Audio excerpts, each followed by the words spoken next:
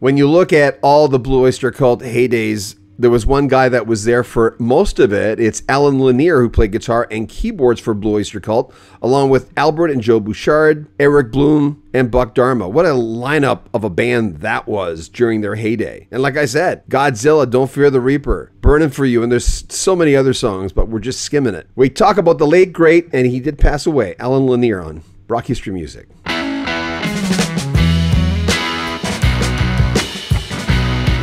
Blue Oyster Cult, a pioneering American rock band, was formed in 1967 in Stony Brook, New York. Their initial name was Soft White Underbelly, and their classic lineup included Donald Buck Dharma Rozier on lead guitar and vocals, Albert Bouchard on drums and vocals, Alan Lanier on keyboards and rhythm guitar, Eric Bloom on lead vocals and guitar, and Joe Bouchard was the bass player and a vocalist. Their lineup included so many genre bends: heavy metal, psychedelic, progressive rock, and in the beginning garnered a real good cult following in the New York area. But they soon caught the attention of manager Sandy Pearlman. He helped them secure a deal with Columbia Records, and their self-titled debut album was released in 1972, showcasing their electric style and darkly poetic lyrics, laying down the groundwork for their future success. Even non-Blue Oyster Cult fans would know the album Agents of Fortune, which of course featured the iconic lineup. It was the band's fourth studio album, released in 1976, and it was a major turning point in their career. This was the time where the band embraced a more polished and accessible sound, blending hard rock and pop sensibilities. Agents of Fortune became a huge commercial success, largely due to that song, which would later be known as the Cowbell Song, which we'll get into in a second, that would be featured on Saturday Night Live, giving it a whole new life. Don't Fear the Reaper. Written by Buck Dharma, the song has a haunting melody and existential lyrics.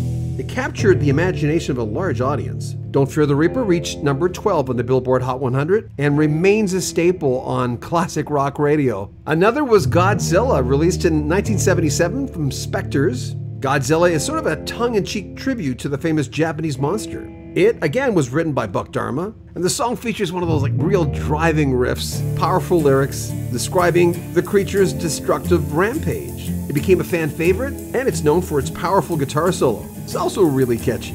Burnin' For You from 1981 and Fire of Unknown Origin, another huge song for the band. It was co-written by Buck Dharma and Richard Meltzer. And this song is what this band does really well when they want to get a bit more commercial, giving it a melodic rock approach and introspective lyrics.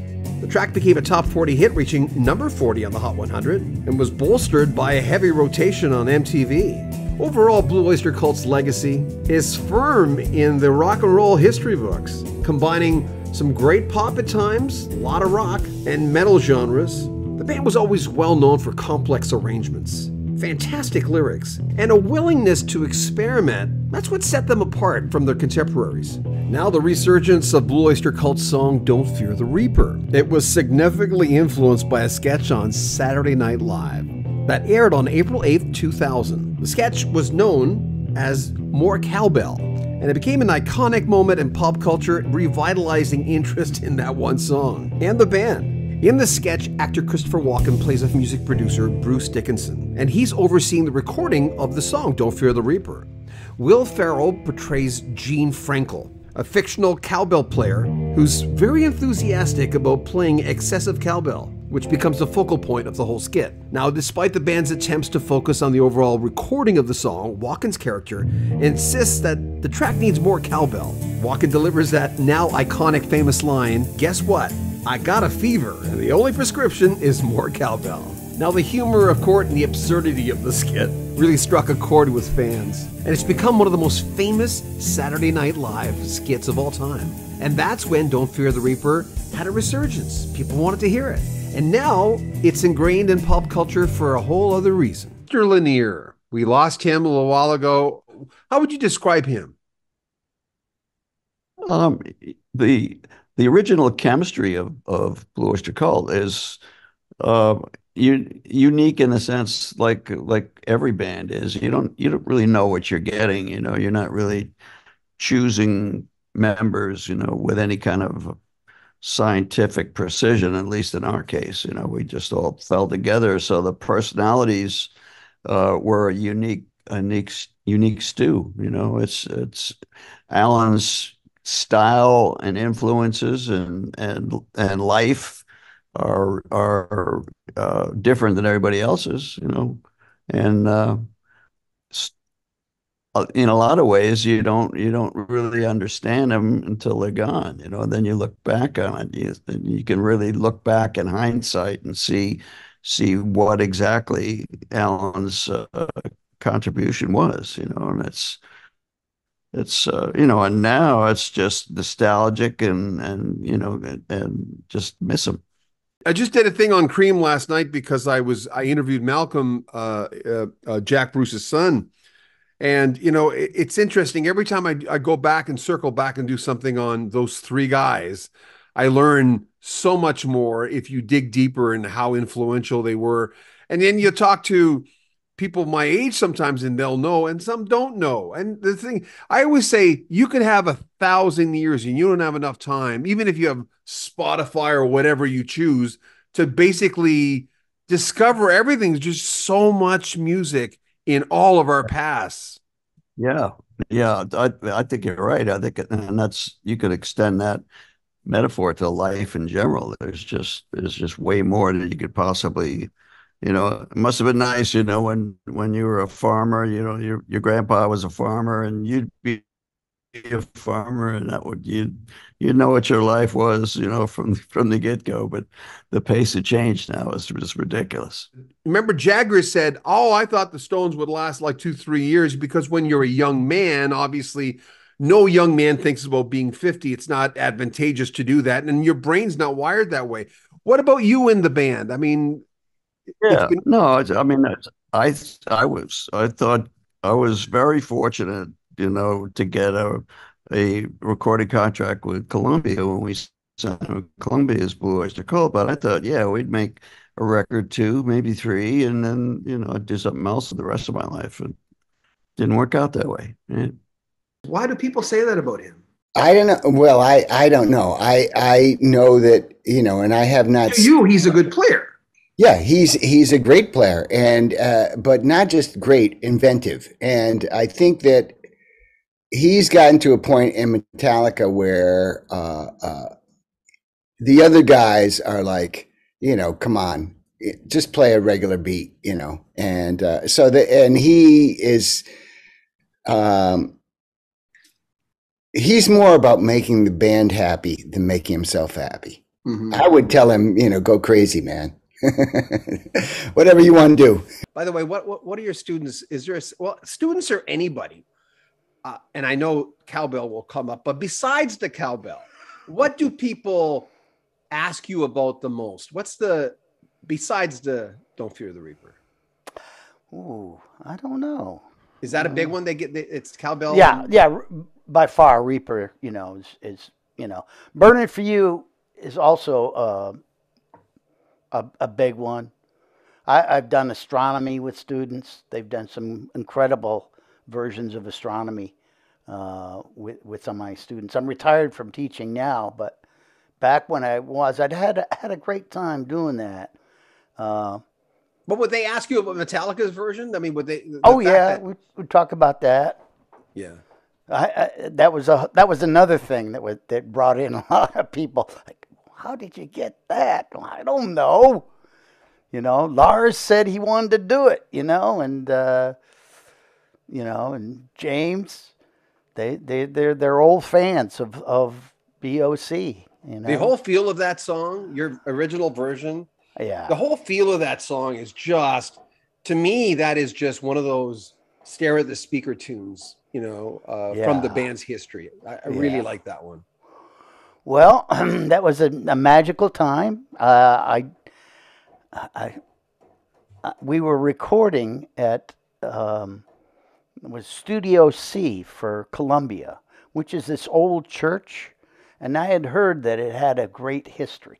First of all, the symphony orchestra it was a huge studio, and they had, I don't know, a half a dozen grand pianos there. And they had this Boisendorfer, this huge Boisendorfer with 95 keys on it. It's like extra big, and that's what Alan played on. It's this huge piano, and that was the studio that Miles Davis did Kind of Blue, and that was the studio that I didn't. Stravinsky recorded the orchestra in there.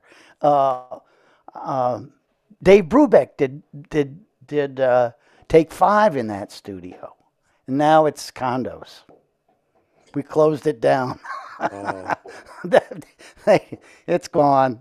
But it was an old church, and it was big enough to be able to put the whole orchestra in. But it worked well on that particular song. How'd you get the first drum kit?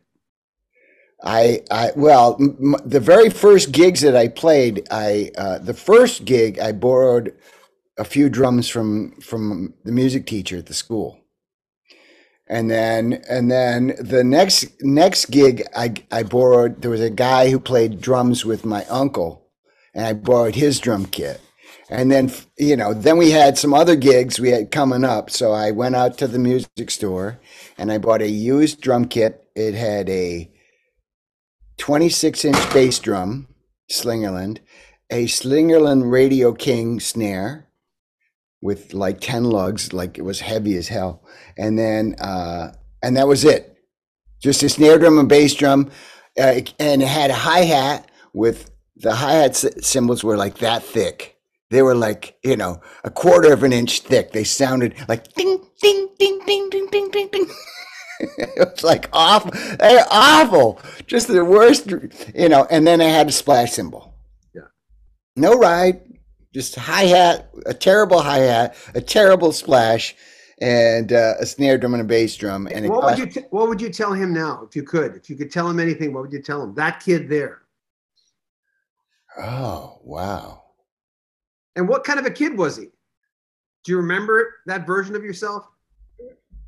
Yeah. I was probably more confident than I had a right to be. That's normal. When the dream was big, though. Wasn't it then? And I think that's part of the dream being so big. Yeah. I had a vivid imagination.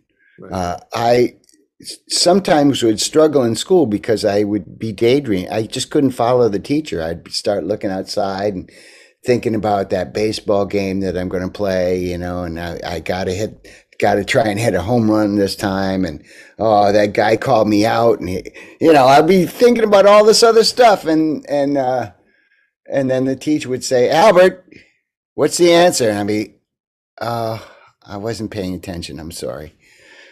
I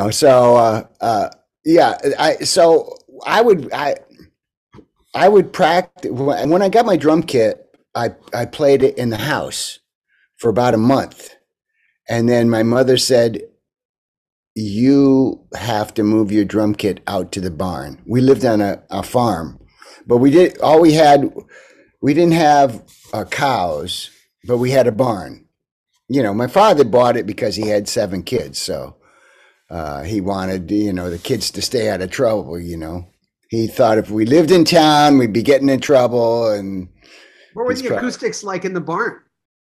Oh, it was a barn, it has, barn, it's all wood. So it has kind of a warmth to it. It has like a very slapbackish echo to it. There was no hay in there. There was maybe a bale or two because we had some stalls that were for horses, but we had 2 burros in there at the time. So as pets, and we used to hook them up to the sleigh and have them pull us through the snow. Oh, they loved that. Mexican burros. They hated it. Oh my God. Try to get them to go, and they'd be just like, So would you tell him anything? Would you tell that kid anything? It turned out pretty good for you. Yeah. I would say, and not that I regret anything, but sometimes I think that I would be too taken with people, and I would kind of become obnoxious.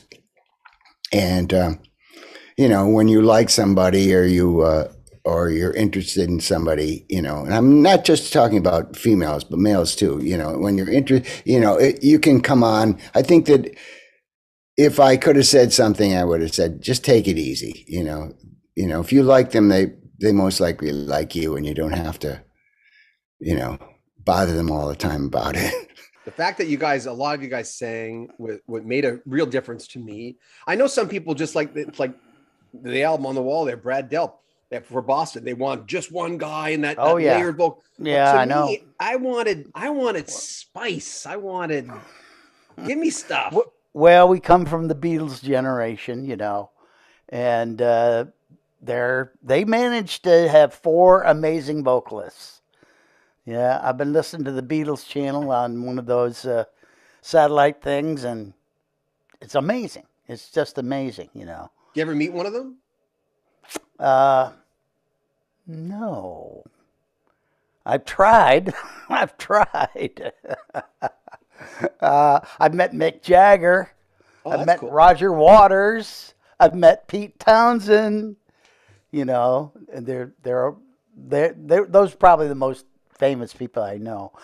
When my friend Ian Hunter was playing with Ringo's All-Star Band, I went to see Ian perform a couple of shows with Ringo, and he said, "I'll try to get you to meet Ringo."